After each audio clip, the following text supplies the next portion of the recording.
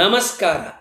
Constantine ನೋವೊಸೆಲೋವ್ ಪರಮಾಣು ದಪ್ಪದ graphene ಮಾಂತ್ರಿಕ 2010 October ತಿಂಗಳು ಇಂಗ್ಲೆಂಡಿನ ಮ್ಯಾಂಚೆಸ್ಟರ್ ವಿಶ್ವವಿದ್ಯಾಲಯದ ಪ್ರಯೋಗಾಲಯವನ್ನು ನೋಡಿದರೆ ಅದು ಹೊಸ ವೈಜ್ಞಾನಿಕ ಯುಗದ ಜನ್ಮಸ್ಥಳ ಅಂತ ಯಾರೂ ಕೂಡ ಊಹೆ ಮಾಡೋದಕ್ಕೆ ಆಗ್ತಾ ಇರಲ್ಲ.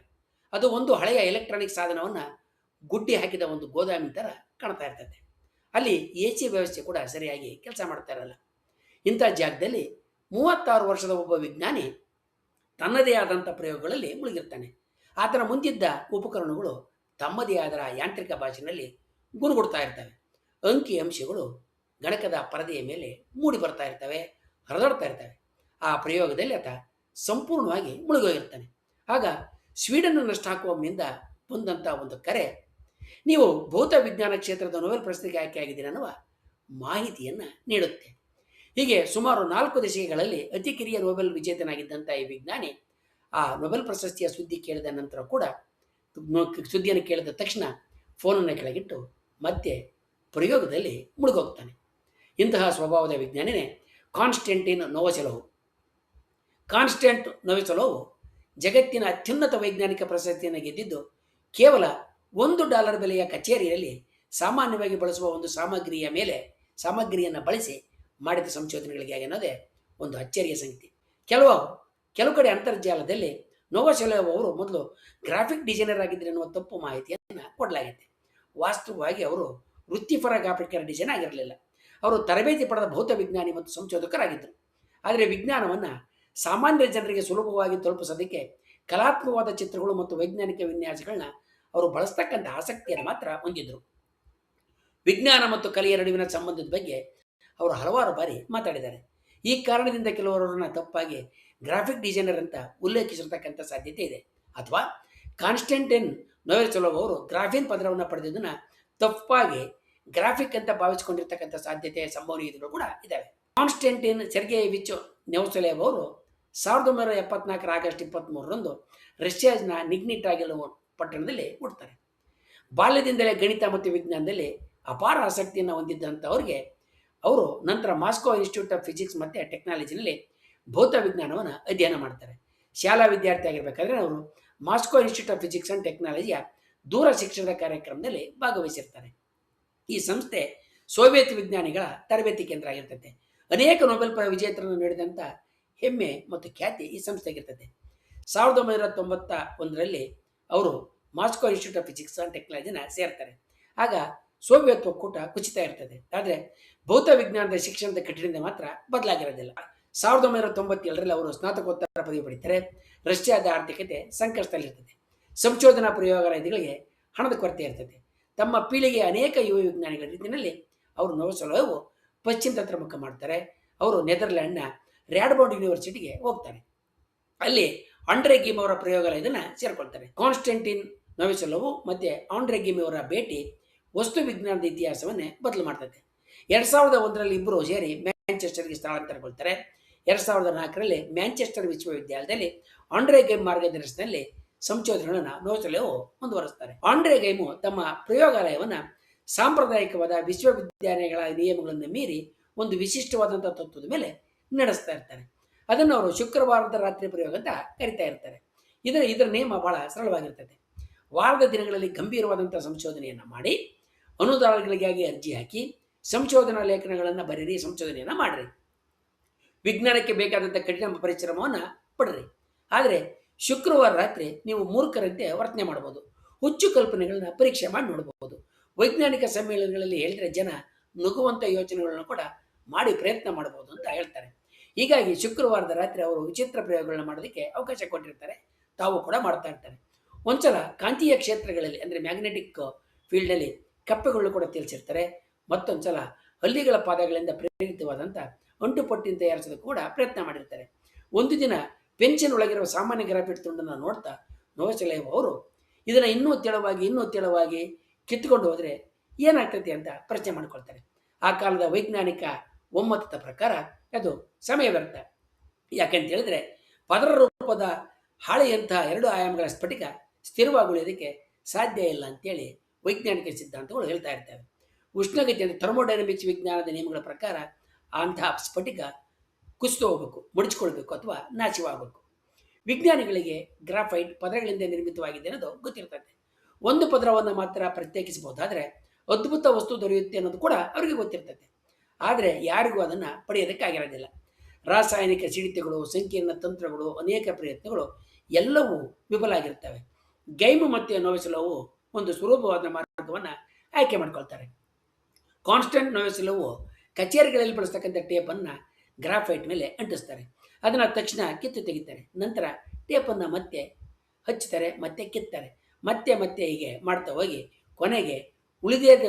ಕೊನೆಗೆ ಇರಲೇಬಾರದಷ್ಟು ತೆಳುವಾದಂಥ ಕೇವಲ 1 ಇಂಗಾಲ ಪರಮಾಣುವಿನ ದಪ್ಪ ಇರುವ ಹಾಳೆಯನ್ನು ಉಳಿಸ್ತಾರೆ ಮತ್ತು ಪ್ರತ್ಯೇಕಿಸ್ತಾರೆ. ಆದರೆ ಅಲ್ಲಿಗೆ ಎಲ್ಲ ಸಮಸ್ಯೆಯನ್ನು ಮುಗಿದಿರೋದಿಲ್ಲ. ಒಂದು ಪರಮಾಣು ದಪ್ಪದ ಪದರ ಬಹುತೇಕ ಪಾರದರ್ಶಕ, ಅದನ್ನು ನೋಡೋದಕ್ಕೆ ಸಾಧ್ಯ ಇರೋದಿಲ್ಲ. ಕಾನ್ಸ್ಟ್ಯಾಂಟಿನೋ ನೋವೆಸೆಲೋವು ಗಂಟೆಗಟ್ಟಲೆ ಸೂಕ್ಷ್ಮದರ್ಶಕದ ಮುಂದೆ ಕುಳಿತು ನೆರಳಿನಂತಹ ಚಿಕ್ಕ ಚಿಕ್ಕ ಬಣ್ಣದಲ್ಲಿ ಬದಲಾವಣೆಗಳನ್ನ ಹುಡುಕ್ತಾ ಇರ್ತಾರೆ. ಕೊನೆಗೆ ಅವರು ಗ್ರಾಫಿನನ್ನು ನೋಡ್ತಾರೆ. ನಂತರ ಅದನ್ನು ಅಳಿಬೇಕಾಗಿರ್ತದೆ. ಅದರ ಮೇಲೆ ಚಿನ್ನದ ವಿದ್ಯುತ್ ದ್ವಾರಗಳನ್ನ ಜೋಡಿಸ್ಬೇಕಾಗಿರ್ತದೆ, ಗೋಲ್ಡನ್ ಗೇಟ್ಸ್ನ ಜೋಡಿಸ್ಬೇಕಾಗಿರ್ತದೆ. ಅತ್ಯಂತ ಸೂಕ್ಷ್ಮ ಶಸ್ತ್ರಚಿಕಿತ್ಸೆಯಂತೆ ಕೆಲಸವನ್ನು ಮಾಡಬೇಕಾಗಿರ್ತದೆ. ಒಂದು ತಪ್ಪು ಚಲನೆ ಕೂಡ ಆ ಮಾದರಿಯನ್ನು ಗ್ರಾಫೈಟ್, ಒಂದು ಪರಮಾಣು ದಪ್ಪದ ಮಾದರಿಯನ್ನು ಗ್ರಾಫಿಯನ್ನು ಹಾಳುಗೆಡುತ್ತಾ ಇರುತ್ತೆ. ಕೊನೆಗೆ ಅವರ ಪರಿಶ್ರಮ ಫಲಿಸುತ್ತೆ. ಅವರಿಗೆ ಇನ್ನೂ ಸೋಜುಗಳು ಕಾದಿರುತ್ತವೆ. ಗ್ರಾಫಿನ್ನಲ್ಲಿ ಎಲೆಕ್ಟ್ರಾನ್ಗಳು ಅಸಾಮಾನ್ಯ ವೇಗದಲ್ಲಿ ಚಲಿಸ್ತಾ ಇರ್ತವೆ. ಅದರ ವಿದ್ಯುತ್ ಪ್ರತಿರೋಧ ಅತ್ಯಂತ ಕಡಿಮೆ ಇರುತ್ತೆ. ಉಷ್ಣವಾಹಕತೆ ಅಂದರೆ ಕಂಡಕ್ಟಿವಿಟಿ ಅತ್ಯುತ್ತಮವಾಗಿರ್ತದೆ. ಜೊತೆಗೆ ಅದು ಬಲಿಷ್ಠವು ಮತ್ತು ಬಾಗಿಸಬಹುದಾದಂಥ ವಸ್ತು ಕೂಡ ಆಗಿರ್ತದೆ. ಗ್ರಾಫಿನ್ ಈ ಪದಾರ್ಥ ವಿಜ್ಞಾನಿಗಳನ್ನು ಬೆರಗೊಳಿಸ್ತದೆ.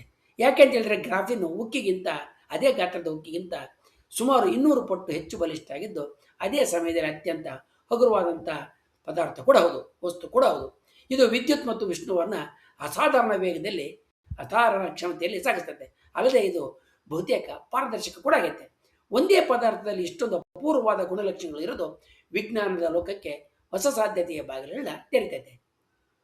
ಗ್ರಾಫಿನ್ ಅಧ್ಯಯನದಿಂದ ಎಲೆಕ್ಟ್ರಾನ್ಗಳು ಹೇಗೆ ವರ್ತಿಸ್ತವೆ ಅನ್ನೋದ್ರ ಬಗ್ಗೆ ಹೊಸ ತಿಳುವಳಿಕೆ ದೊರೆಯುತ್ತೆ.